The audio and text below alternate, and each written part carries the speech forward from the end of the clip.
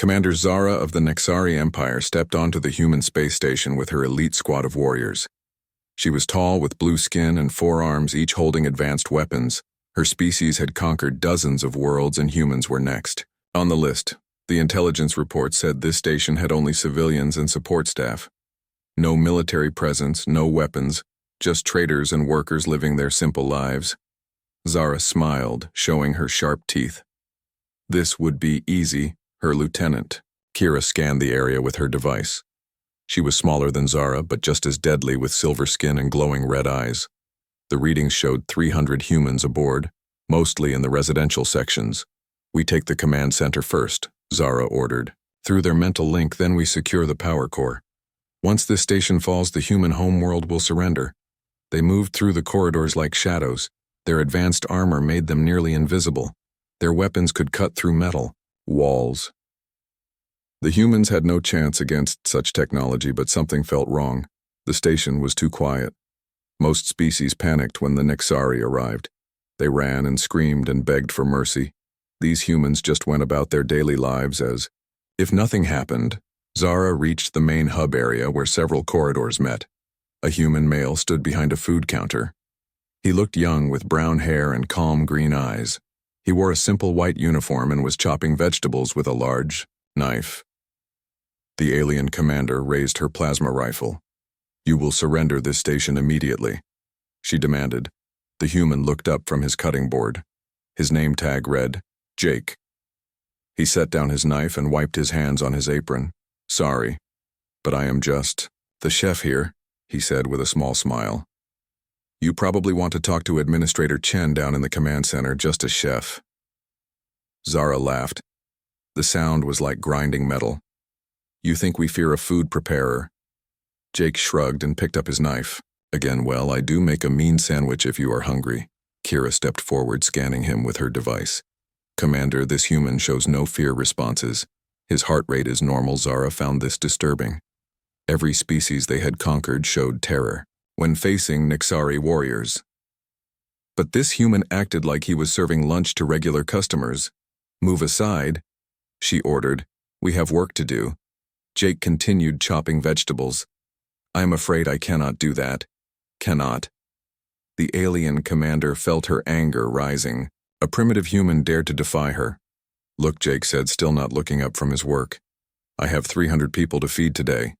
The lunch rush starts in 20 minutes and I am behind schedule, so either help me cook or get out of my kitchen." Zara had heard enough. She fired her plasma rifle at the wall next to Jake. The energy beam melted through the metal, leaving a glowing hole. The human did not even flinch. "That was a warning," she growled. "The next shot goes through your heart." Jake sighed and reached under his counter. He pulled out a large iron frying pan blackened from years of use. "You know," he said, testing the weight of the pan in his hand, "I really hate it when people threaten my customers." What happened next would become legend. Among the Nexari, Jake moved faster than their enhanced vision could track. The frying pan struck Zara in the face with enough force to dent her armor. She flew backward, crashing into the wall. Kira raised her weapon, but Jake was already moving. He threw a salt shaker that hit her device, destroying it. Then he vaulted over the counter, landing next to her. The alien warrior slashed with her energy blade, but Jake caught her wrist. He twisted until she dropped the weapon, then brought the frying pan down on her head. Her advanced helmet cracked like an egg. 2 more Nexari warriors rushed into the area, their plasma rifles charged and ready. But Jake had already grabbed Kira as a shield. "You want to shoot through your friend?" he asked. The warriors hesitated for just a moment. That was all Jake needed.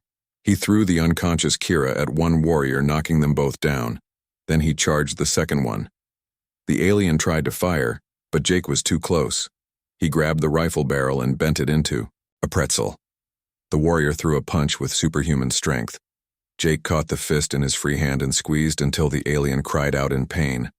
"How?" Zara gasped from the floor. "How are you so strong?" Jake helped himself to one of the fallen weapons. "Oh, that," he said modestly. "We had to adapt after the Kronos invasion 5 years ago. Genetic enhancement became pretty standard. Most humans can lift about 2 tons now." He pointed the plasma rifle at the remaining conscious warriors. "Turns out being hunted by killer robots really motivates a species to improve." Zara tried to stand, but her legs would not work. The human had hit her harder than a battle tank. Her pride was broken along with several ribs. "You said you were just a chef, Jake." Nodded. "I am just a chef, but I am also human, and we do not surrender our homes to anyone."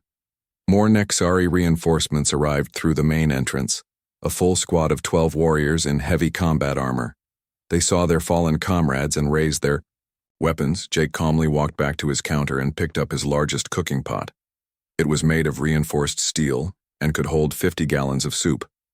The first warrior fired. Jake deflected the plasma bolt with the pot bottom. The energy scattered harmlessly against the metal. He threw the pot like a discus. It struck 3 warriors and sent them flying. The remaining aliens attacked together, 9 plasma rifles firing at once.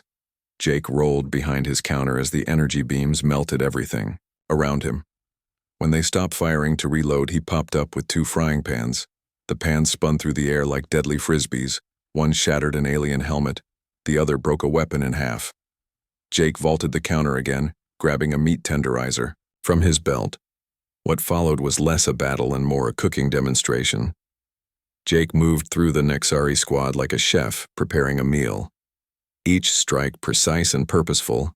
He used kitchen tools as weapons and turned their own strength against them. In 3 minutes it was over. 12 elite Nexari warriors lay unconscious on the floor. Jake stood in the middle checking his watch. "Great," he muttered. "Now I am really behind schedule." Zara watched in horror as the human began dragging her warriors into a storage room.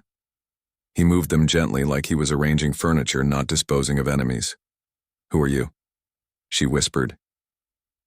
Jake looked back at her. "I told you. I am the chef. My name is Jake Miller. I have worked on this station for 6 years. I make the best pancakes in the sector, and I really need to get lunch ready. But you fought like a demon." Jake laughed. "That was just basic self-defense. Every human learns it in school nowadays. We had to adapt after the first few alien invasions." He walked over and knelt beside Zara. "Commander, right? That makes you the leader." She nodded weakly. "Good." Jake said, "Here is what will happen. You will call your ships and tell them the invasion is off. If you behave, I will make you some soup and patch up your injuries. Then you can go home and find someone else to pick on.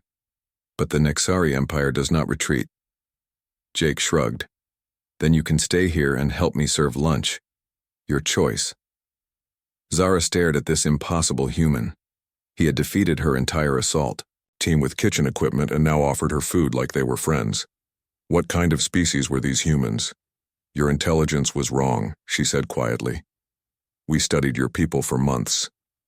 The reports said you were weak and divided." Jake stood up and started cleaning his cooking area. Those reports were from before the Kronos War. Everything changed after that. We learned that the universe is dangerous, so we got dangerous too. He looked at Zara with those calm green eyes. "But we are still human. We still believe in hospitality and second chances, so what do you say? Want to try some soup for the first time in her military career?" Commander Zara of the Nexari Empire felt something she had never experienced before: respect for a defeated enemy. She reached for her communicator to call off the invasion.